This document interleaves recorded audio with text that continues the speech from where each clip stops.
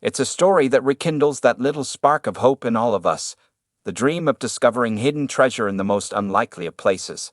For one unassuming guest on the BBC's Antiques Roadshow, that dream roared to life in a way he could never have imagined, all thanks to a fantastic painting his son had the good sense to rescue from a skip. This isn't just a tale of unexpected fortune, it's a heartwarming reminder that beauty and value can be found where we least expect it. The setting was the majestic Scottish National Gallery of Modern Art, a place teeming with artistic masterpieces. Yet, the star of this particular day wasn't hanging on the gallery walls, but was instead propped up, frameless and unassuming, before the keen eyes of Antiques Roadshow expert Clive Stewart Lockhart. The painting, a panoramic watercolor of a bustling river scene, immediately caught his attention. The owner, a man with a quiet demeanor and a twinkle in his eye, recounted the painting's rather unglamorous journey into his possession. "There's no frame to it," he explained with a slight shrug. "It was found by our son in a skip and there was no frame." Imagine the scene. A young man, going about his day, spots a flash of color and movement amidst a pile of discarded belongings. Something about the artwork, even in its sorry, frameless state, speaks to him. He leaves it, but the image lingers in his mind. The next day, he returns, and to his surprise, the painting is still there, waiting. It was a dry day, a small but crucial detail that, as Stuart Lockhart noted with a smile, was incredibly lucky. So when he pulled it out of the skip, do you think he thought that he had got himself a find? The expert inquired, leaning in with genuine curiosity.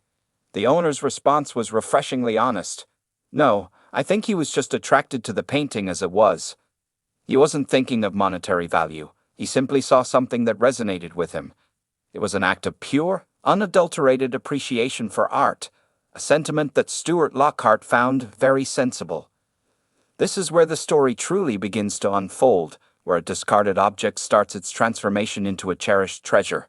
The son, having saved the painting from its ignominious fate, then did what many of us would do with something we're not quite sure what to do with. He dumped it on us, his father explained with a wry smile. And so, the painting found a new, albeit temporary, home. It sat, perhaps in a corner of the house, a silent testament to the son's intriguing find. But as time went on, a little inkling of curiosity began to grow. The painting was signed, dated 1920, and had the look of an original work. Could it be more than just a pretty picture? This flicker of curiosity eventually led the father to the hallowed grounds of the Antiques Roadshow, a place where forgotten objects are given a voice and their stories are told. As he stood before Clive Stewart Lockhart, the painting was about to have its moment in the spotlight.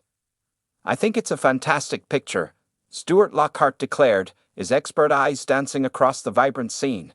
He identified the artist as Charles Dixon, a man who, as the expert colorfully put it, must have got stuck in the Pool of London and pretty much had a stack of paper the same shape, because his pictures are always slightly long panoramas of the Pool of London. Dixon, a celebrated maritime artist of the late 19th and early 20th centuries, had a remarkable talent for capturing the lifeblood of the River Thames. His works are more than just paintings. They are historical documents, vibrant snapshots of a bygone era. And this particular piece was a prime example of his genius. Stuart Lockhart's description painted a picture as vivid as the artwork itself. He manages to capture the wonderfully busy atmosphere of the pool at that time, he enthused. He invited the owner, and all of us watching, to consider the immense skill required to navigate the fast-flowing Thames in the early 20th century. How are you going to maneuver these things around with oars? And of course, he's waiting for the tide to change. He then revealed the secret to the scene's dynamic energy. And as the tide changes, there's a kind of slack water for a short period, and at that moment, they scurry about, and I think he's captured that moment as the tide changes, absolutely brilliantly. The painting wasn't just a static image, it was a moment of frantic, coordinated activity, frozen in time. As the expert's admiration for the piece grew, so too did the anticipation in the air. The question of value, the one that hangs over every Antiques Roadshow appraisal, was now ripe for the asking. Stuart Lockhart, with a playful glint in his eye, turned back to the owner. Did the son have any inkling of its potential worth after his skip-diving adventure? Because it appeared to be an original, given that it was 1920 and signed, I think he had an inkling it might be worth something, the owner admitted, before adding with a comedic touch, "So we dumped it on us." Stuart Lockhart, clearly enjoying the banter, retorted cheekily and ran, which drew a hearty laugh from the guest. The friendly, relatable atmosphere is one of the hallmarks of the Antiques Roadshow, a place where priceless heirlooms and car boot sale finds are treated with the same level of respect and fascination. And then, it was time for the moment of truth, the appraisal that would either confirm the son's hunch or send the painting back to its quiet corner. "But if you were to sell this at auction," Stuart Lockhart began, posing for dramatic effect, "it would make somewhere between £3,000 and £5,000. The reaction was instantaneous and utterly genuine. The owner automatically closed his eyes, his breath escaping in a deep, audible huff. It was a moment of pure, unadulterated shock, the kind of reaction that television producers dream of.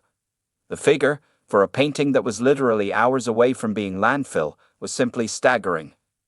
Breaking the stunned silence, the owner, with a newfound spring in his step and a wide grin, joked, "Well, I will have some of it in that case." "Definitely." The crowd erupted in laughter, sharing in his joyous disbelief. In that single moment, a piece of junk from a skip had transformed into a valuable work of art, a testament to the enduring power of a good eye and a little bit of luck. It's a story that will undoubtedly be told and retold, a modern-day fable of found fortune.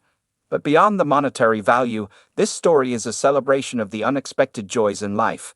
It's about a son who saw beauty where others saw rubbish, a father who took a chance on a quirky inheritance, and an expert who, with his passion and knowledge, brought a forgotten masterpiece back to life. It's a powerful reminder to keep our eyes, and our hearts, open to the possibility of finding treasure in the most ordinary of places.